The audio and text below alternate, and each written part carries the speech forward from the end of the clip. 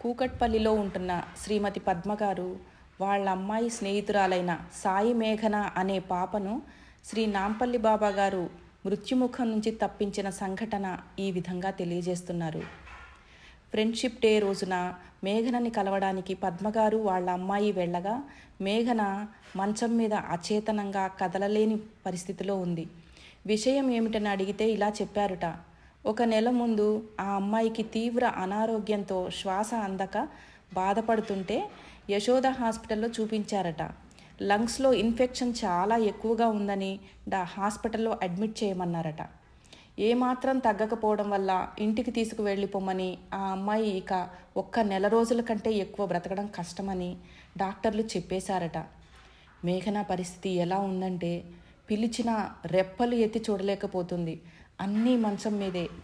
పద్మగారి దగ్గర ఉన్న శ్రీ నాంపల్లి బాబా గారి చరిత్ర గ్రంథాన్ని వాళ్ళ అక్కకు ఇచ్చి, ఈ గ్రంథాన్ని ఆ అమ్మాయికి చదివి వినిపించండి, ఆయన ఏది శ్రేయస్సో అదే చేస్తారు అని చెప్పి వెళ్ళిపోయారట.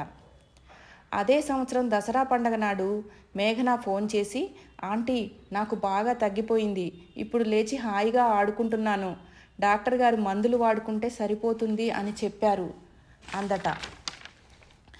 ఆ అమ్మాయి ఇంట్లో వాళ్ళు శ్రీ నాంపల్లి బాబా గారి చరిత్రను ఆ అమ్మాయికి చదివి వినిపించామని, బాబాగారిపై విశ్వాసం పెట్టుకొని రోజంతా ఆ నామంతోనే గడిపేవారమని, డాక్టర్ గారు కూడా ఆశ్చర్యపోయి అంతా బాగుందని 2 సంవత్సరాల తర్వాత ఆపరేషన్ చేయొచ్చని చెప్పారట. ఈ లీల ద్వారా ఆ సద్గురువు ఎంతటి దయామయుడో అర్థమవుతుంది.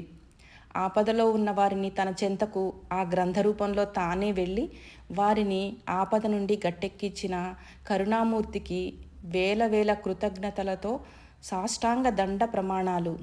దిగంబర దిగంబర, శ్రీ నాంపల్లి బాబా దిగంబర.